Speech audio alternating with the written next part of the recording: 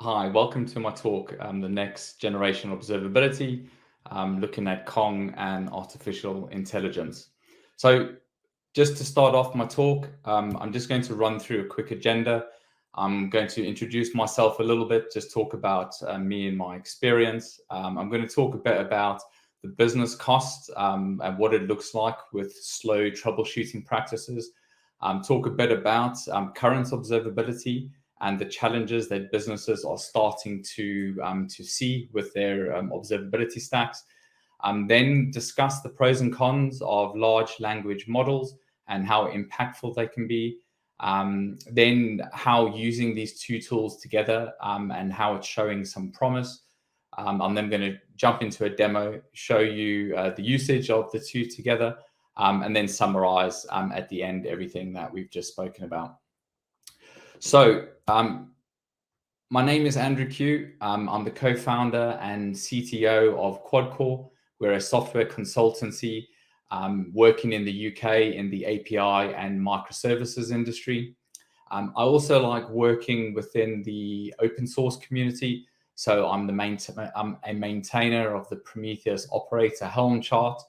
I'm also a very proud Kong champion and have worked with Kong for the last 2 years on a residency program, helping a lot of their large enterprise companies design and deploy Kong, as well as the Kubernetes ecosystem and cloud infrastructure, taking them from either zero to production, or if they've already got something built, just helping them improve it to get it to a good state for production. I've also contributed to a number of other Helm charts through the open source community. I'm sure these are a number of charts that many of you have used, but pretty proud to have contributed to the Kong products as well as their Helm chart. So over the last 2 years, I have worked across a number of different companies' production sites. As already mentioned, I've helped a number of businesses, some large enterprise, some a bit smaller, get their architectures into production and be production ready. And I've seen, different deployments. It could be either different Kubernetes deployments, or it could be different cloud architectures. Every company has their own architectures, their own tools that they're like using. But a very common trend that I've seen with all of them is around the observability and the observability deployments that they have. Most companies have very large and complex architectures, especially with the move into the Kubernetes space, microservices, distributed services, and each of these layers gets to the point where they all generate a lot of observability data. We're getting to the point now where a lot of the companies are now adding API gateways to the mix, ensuring that they are managing their policies in a centralized manner. But this additional layer is adding to the complexity of their architectures. And with this increase in complexity and increase of additional layers, I think introduces the challenges for troubleshooting issues. So what is the current business cost? What does it look like as a business cost for high mean time to resolution? For a business, the cost for slowly resolving issues is not always directly financial. Taking an example of an e-commerce company, the reputation of the company when you are struggling to get your systems back up and running again can almost be more impactful to the company than just a financial cost. When your systems are down for an extended period of time, you could have consumers or customers actually starting to move across to competitors' services. Resolving a reputational damage is actually very difficult, almost more difficult than any other damage. So, taking this into account, the most obvious cost for a high mean time to resolution is going to be your financial costs as well. So, how can we resolve this, and what can we take into account to do this? Well, obviously, observability has always been the go-to mechanism for companies to resolve their high mean time to resolutions. Observability has built on three pillars: metrics, logs, and distributed tracing. And each of these bits of information gives you the view as to what's going on in your systems. But as mentioned before, as architectures are getting more and more complex with more and more layers, each of these layers are generating their own set of metrics. And what we're getting to is a point where the observability metrics are vast, and there's so much information that actually, as an engineer, being able to analyze and process and look through all this information is becoming harder and harder. What I've seen at multiple customers as well is dispersed data, so observability tools that aren't necessarily linked together. And this then adds to the complexity. Engineers will need to look into multiple different tools to be able to analyze the data when things go wrong. And I think the switching between tools and trying to find a link between the data is becoming very slow and very error prone when done by hand. So effectively, how impactful can AI be? So AI has been a very hot topic over the last sort of 18 months or so, especially large language models. But I think to understand how impactful these can be to yourselves, we need to actually have a look and compare a little bit of the pros and cons between AI and large language models. The reasons why we need to do this: it is still a very new technology, and I think not taking into account some of the limitations would be doing the technology a disservice. It is still very new and has some sort of a way to go, but I think is showing some very powerful promise at the moment. So the first strengths and limitations I think we can compare, which I've spoken about already, is about the processing of vast amounts of data versus the limitation of the token size. So, being a automated model, being AI, it can process a lot of data very quickly, and data from different sources as well.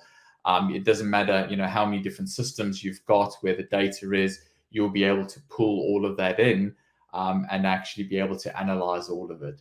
But the limitation there is around the token size. So the token size is the amount of data that you can send to an AI model, to an LLM, and then the data that it can send back to you as well.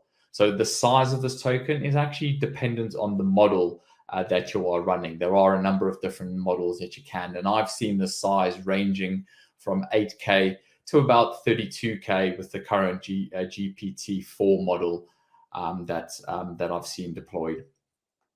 So I think it's important to understand, although currently the model, the large language models can process a lot of data, you can't just send it everything. You actually need to understand and ensure that you're only sending the relevant information, the context for the issue that you're currently looking at, and then it will be able to process that and have a look. I'm sure things will move on over the next couple of years, but right now, a limitation that I think is worth taking into account. Next, having a look at scalability versus bias. I think the one really nice thing with large language models is that you don't have to create a specialized model for every task. A single well-trained large language model can actually be adapted for different tasks, and you can use it as sort of a generalized capability to save time and resource. Actually, retraining a model is very resource and time intensive and quite costly as well. So having this sort of generalized model that can work with a number of different use cases is quite a positive strength for the large language models. But I think one thing you have to take into account is the bias of the model as well. And unfortunately, it can inadvertently produce misinformation. The models are only as good as the data they're trained on. So if it's been trained on data that has bias or has errors, unfortunately, the model will end up amplifying those biases. And there's a term that's being used currently within AI, and that's hallucinations. So what you can get is models hallucinating and generating data or a response that you get back from the model that effectively isn't true. And it's maybe some data that the model has hallucinated and in a way made up. So something that's very important to understand when using these models. The next strength to have a look at is the human-like interaction versus the lack of deep understanding. The one really great thing about large language models is they can understand and generate text in a very human-like manner, which is really nice for certain use cases. It makes them very suitable for tools such as or use cases such as chatbots or personal assistants. Or sort of customer service bots. But I think the one thing to really take note is despite they seem like very sophisticated technologies, it doesn't truly understand the content that it is looking at and the content that it is analyzing. It's predicting a response based on the patterns observed within the training data. It doesn't really understand the information that it is sending you. And I think this kind of maps really nicely into the hallucination weakness that I spoke about, or limitation that I spoke about in the previous slide. So, other than that, taking that all into account, I think, using these two tools together, so your, full stack observability and large language models as part of an AI capability, I think are quite perfectly matched. Talking about the different use cases that you can use, I think these two together are actually showing some very huge promise. And taking into obviously the considerations that I've just mentioned before, these tools will be getting better and better as the technology becomes more mature. But right now, I think it can be still very powerful and is showing some really great promise. So taking that into account, I'm now going to jump into a bit of a demo and actually show you the usage of large language models, AI, with observability. So just quickly to talk through what I'm going to demo before I start the demo itself. So I'm going to be using a tool called Robusta. Robusta is effectively an observability tool that doesn't replace your current observability, but actually runs as a layer on top of your existing observability data. So don't think that it would be replacing it, but instead it would be a single pane of glass that goes across all of your observability tools, all of your monitoring data, and it has the ability to be able to pull all of that data and analyze it. So getting that single pane of glass, it then is a really great tool that you can use to investigate when there are issues. It gives you the ability to investigate when alerts are fired and allowing you to enrich those alerts with additional data, which can obviously help you to improve your troubleshooting whenever you have issues within your architecture. It also has the ability to check the configuration of your cluster and actually analyze that. And it's a really great tool to make sure that you have configured everything correctly and that there aren't any issues. And as things change, you obviously can still re-scan your clusters and check whether there are any changes and anything that you can improve on. And I think almost one of the best parts of it is the developer self-service. It gives the developers or engineers the ability to be able to come to this tool, single location for them to be able to get the information about all their services and be able to self-service themselves rather than there being this bottleneck on the platform team when there's any issues with the platform. The engineers and developers can come to this tool, Robusta, and they can actually find out what is going on before they just default to go to the platform team when there's an issue. So a very quick look into the UI. This is just a quick snapshot of the UI. You know, down the side you can see all your applications, a nice timeline which shows changes within your cluster. You can have a look at your jobs, your nodes, even the clusters, just having a look at how the clusters are doing. And then at the bottom, the efficiencies and best practices. So that's having a look at the configurations of your clusters and just ensuring that everything is configured as it needs to be. So what Robusta has then done is taken it one step further and integrated AI into the platform. This currently is a beta feature that I have had the pleasure of getting my hands on. But what they've done is they've linked their single pane of glass to an Azure OpenAI service to give you the ability to get this AI assistant and the ability to investigate your troubles. You know, and if you think about it, Robusta is that single pane of glass that gets your observability data from, you know, all of your tools, that aggregation, that single location, and then it's able to take that information and pass it on to Azure OpenAI. Why Azure OpenAI? Well, it gives you that, you know, security of all of your business data is secure and not going to a public model like any of the public deployments. So that just gives you that security around all of your IP and data within the organization. This, in my mind, gives you an even better self-service for your users. Not only is it just your engineers, maybe even your platform team, but the capability can now be rolled out to even a networking team or your NOC team. So I think, you know, this addition, this new feature that they are releasing adds to the self-service of the platform. A very quick look as to what that looks like.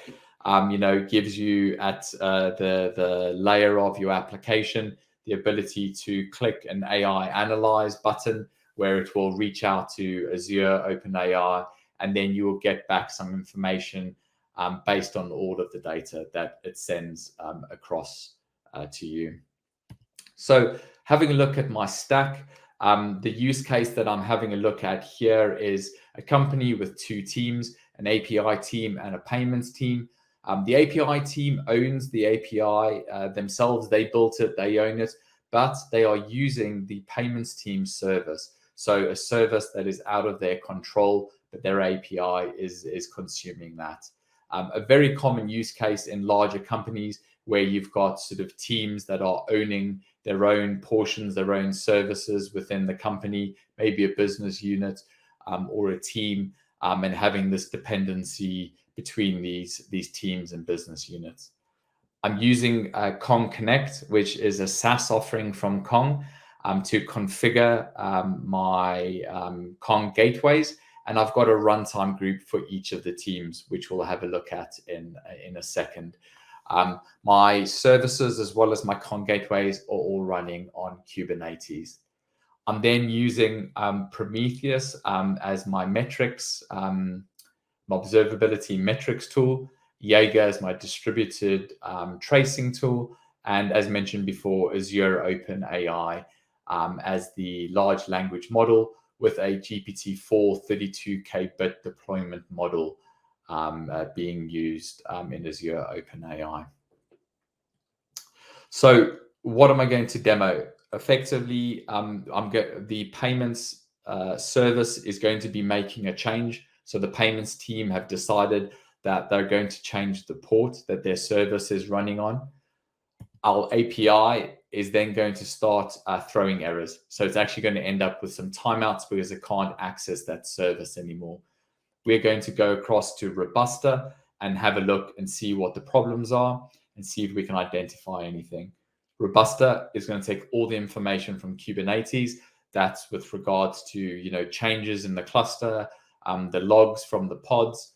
I'm going to take metrics from Prometheus, the traces from Jaeger, and we're going to pass all of that across to the Azure OpenAI service, and that's going to return and give us hopefully some information around what's gone on, and hopefully an indication as to what we need to do, or where we need to go, who we need to talk to start resolving this issue. So that is now the start of the demo. What I'm going to do is just switch across to Connect. This is the UI for Kong Connect. And as you can see, I have got two runtime groups, the API team and the payments team. Quickly jumping into the API runtime group, I've got one gateway running on Kong 3.4, and I've got one service, just the API service, calling my Kubernetes API service pod. In the plugins, I'm running the OpenTelemetry plugin, pushing data to Jaeger, and using an upstream timeout plugin as well, just so we're not spending too long waiting for the response to come back. Looking at the payments team runtime group, again, I've got a single payments gateway running on Kong 3.4. And I've got two services, the payment service and the currency service. And again, two plugins, same as the previous runtime group, the OpenTelemetry and the upstream timeout. So just switching across and having a look, what I'm going to do now is I'm effectively going to make a call to my API. So making a call to my API, you can see I've got a response, and just looking at the headers, I've come back with a 200 response. And as you can see from here, I'm running on Kong 3.4 with very minimal latencies as well. So very quick response time, which is what we would want. What I'm now going to do is I'm going to make a change to the payment service. So make that change. And effectively, as mentioned before, that was a change to the ports. So let's jump across to Robusta and have a look at that change. So jumping into Robusta, I'm going to go into the payment service and just have a look at the last 15 minutes. And you can see here, there's a change. When I open that and have a look, you can see what's happened here is I've changed my port from 1990 to 1991. So the payments team have decided they've changed the port number that this service is currently running on. A really nice feature of Robusta, the ability to get this delta of the changes within your cluster and being able to see them on the timeline, which I think is a really great part of the tool. So coming back to our command line here, what I'm going to do is make another call to the API. So making the call, and now you can see, based on the last request that I made, it came back within, sort of a few milliseconds or seconds. And now this is taking quite a lot longer. So I've got the timeout set on the upstreams in the in Kong Connect. So this will come back any second now. But, this is simulating the issue of the API now throwing in an error, I guess, in a way. And now that it's come back, you can see we've got a 504 gateway timeout. And you can see that Kong has come back with an upstream server is timed out. And actually having a look at these latencies now, they are a lot larger than they were before. These are in milliseconds. So a lot bigger than before. So, now to start troubleshooting this, let's jump into Robusta and go to the API server. So I'm, now got the hat on as the API team, and I'm coming in and I'm going to start having a look at my own service. So just looking at the last 15 minutes and having a look at it. And from here, you can see that there's actually nothing has changed. The timeline is showing no change to my service. So we haven't as a team changed anything. And most of the resources are looking pretty good here. I've got a ready state as well for this particular service. So in our mind, they shouldn't have this delay and this error that we've got. So let's jump in and actually run this AI analyzer. So running the AI analyzer, what this is now doing is it's taking all of that observability data I spoke about, the changes to the cluster, the pod logs. It's taking the Jaeger Jaeger traces and passing that to Azure OpenAI. And now what you can see is it's coming back with a response that it's now analyzed a lot of this data. And just having a look at it quickly, it's saying there seems to be a problem with the upstream service. The application is trying to access the payment service, which you can see there, but it's getting a 504, which we saw, which is a gateway timeout. And this is evident in the pod's logs. So in the pod logs, it's actually found that there's an issue. There's a 504 instead of a 200. It also now is looking at the Jaeger traces. So, also the Jaeger traces are showing that a 504 is coming back for that exact same service. And finally, some recent changes have been made to the cluster when the payment service has been updated. So, this has now gone and, the AI has effectively found 3 points of data. It's found the pod logs, it's found the Jaeger traces, and it's found the delta, the changes within the cluster. And effectively what it's saying is it looks like the payment service could be where the problem is. It's effectively saying, these could potentially be why you're having an issue. Further investigation would need to be done to confirm this. But looking into the payment service and reviewing the changes is what you would need to do. So as the AI team, what I can now do is go, okay, well, we need to contact the payment service. And they can then go to that team and say, here is our analysis. Here's the data that we found. These 3 points of data point towards something that you've just recently changed. Can you have a look at it? And then you can resolve it as quick as possible. So that effectively is the demo. So just to summarize everything that I've now spoken about, what I've looked into is we looked into the current full stack observability and what that is started to look like today. I think as architectures have got more and more complex, as there are more and more layers that have been introduced, what we are getting to is a point where vast amounts of data is being generated, and actually the analysis of this data is becoming more and more error prone, as well as very slow. And I think finding any connection between the data is just becoming more and more difficult. With large language models being this new technology that has been introduced, I think it's being used in the right way can be very powerful.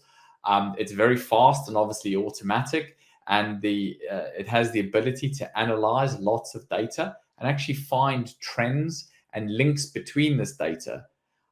So I think the marriage of these two technologies has huge potentials. As already mentioned, it's still a very new technology. It still has a way to go, but in my opinion, it's actually showing some huge promise. And using it as what I would coin the term next generation observability, using it as a single pane of glass to be able to link trends between multiple different data sets, I think is where observability will be going, and is definitely a space worth keeping your eye on. So that concludes my talk today about next generation observability. If you would like to reach out to myself and discuss this topic in any more detail, or just reach out to me to just talk about anything, I've got my email address on the screen now, as well as my link to LinkedIn. Please reach out to me. I'm more than happy to discuss this with you. Thank you very much for your time today. Enjoy the rest of your day.